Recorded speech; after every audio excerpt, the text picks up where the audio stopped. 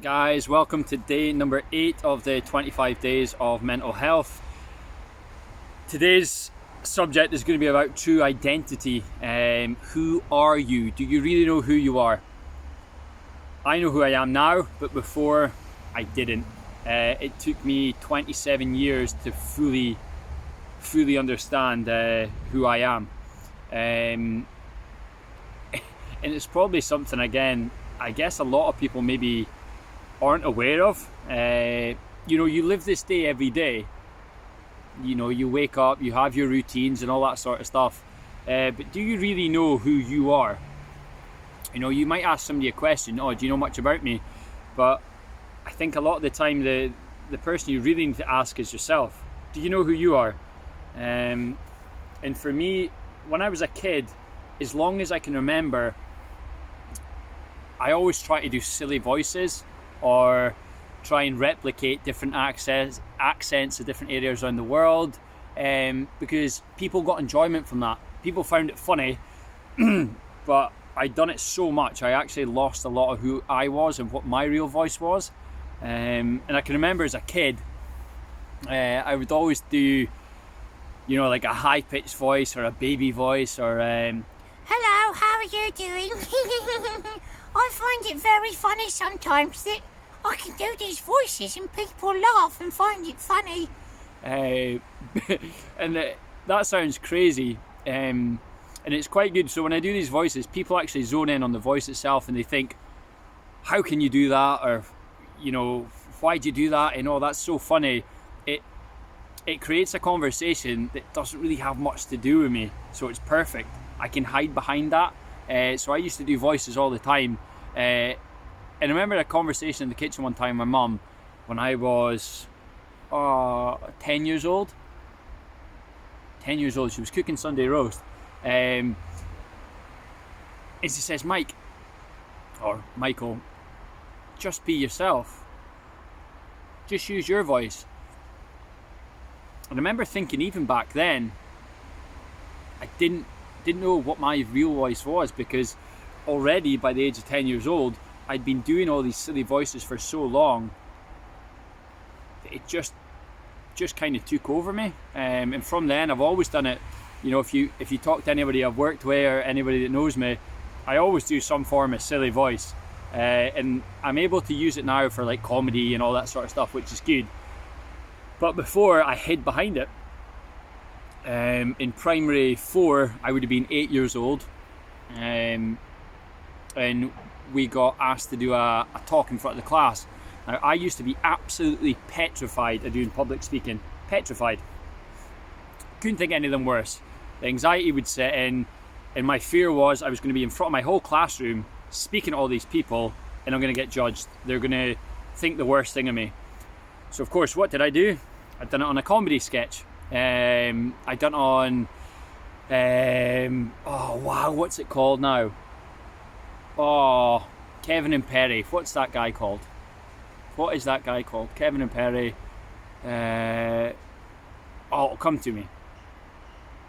Harry Enfield. There you go. So I done a whole, as a 8-year-old, I done a whole talk to my primary 4 class and reenacted all the sketches in Harry Enfield. And as soon as I started doing the talk, I felt comfortable because I didn't actually have to be me during that talk. I could be something else. So then if I got any negative comments, I would feel okay, because I wouldn't feel it was directed towards me. It would be directed towards the characters. And that's crazy as an 8-year-old that I had that process already ingrained in my head. And again, it's not until you look back and you take that journey back in your own childhood and through your past that you can really start to understand it. And again, I remember doing a talk in primary 7 on silly questions, and again, petrified, done it through a comedy sketch, and I could hide behind that. And through the majority of my life, I've always tried to not be the joker or the comedian or the class clown. I was never one of that. In fact, I was always quiet in my class, and I'm normally quite quiet. But any time I found myself in a new situation or around new people, I would do silly voices. Or like, for instance, I'd maybe throw in an accent that maybe somebody in the group would be from a certain area, so I would do this accent and almost try and find that common ground or something like that. You know what I'm saying? So I used to try and do that quite a lot. Or like, you know, like if I was down somewhere in England, I would try and find something that I could relate to people, so they didn't focus on that I was Scottish. Yeah, you know, it's crazy how the brain works. And then sometimes, if I was in a high-class situation, I might do a very silly voice. But the truth is, I think a lot of people try and do something similar. They might not have the skill set or the ability to do these silly voices, but they do it in some form of way. Not necessarily to stand out, but as a defense mechanism to save and prevent people from exposing their true identity. And I do believe that a lot of the time that people just want to be accepted. In fact, I was in a situation recently that there was a person I was speaking to, and other people came in the room, and that person changed. And it's a shame, because I know that person in a different way, and that person is absolutely incredible and a huge inspiration. But I could see the change. I could see that change, and it was so vivid because I could relate to it, where other people wouldn't really be able to see it or understand it, and they might have the wrong perception or a false perception of this individual who acted like that just because they wanted to be accepted. And it's a shame. It's a shame that these things happen.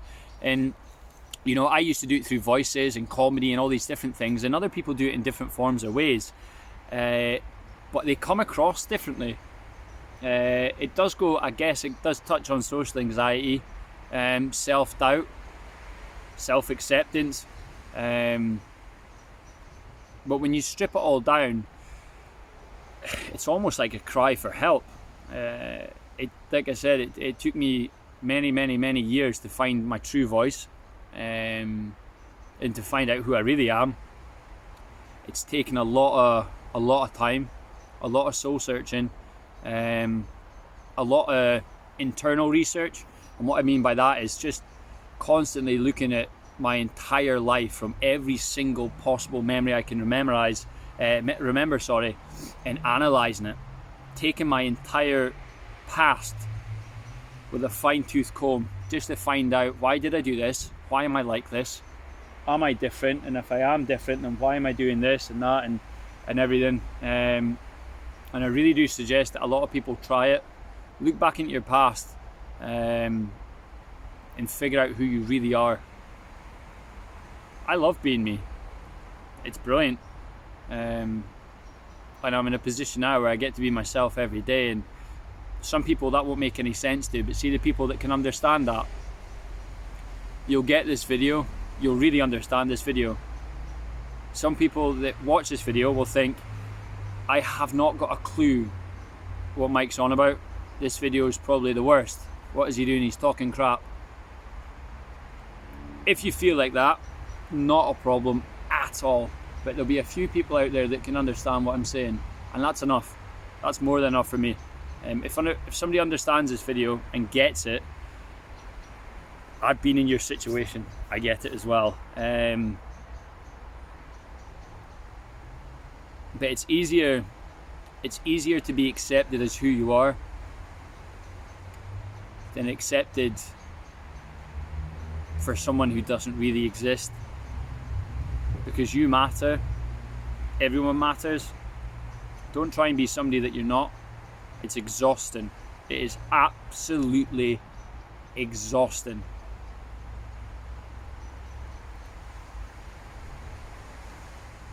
Yeah, pretty tiring. Sorry, I'm just thinking I could probably talk for another 2.5, 3, 4, 5, 6, 7, 8 hours on this subject. I hope the message gets across. I really do. Just be yourself, guys. Be yourself. Find your true identity. Accept it, appreciate it. And let other people like you and dislike you for who you are. As long as you're happy and comfortable with yourself, that's all that matters. Positive energy, good to go.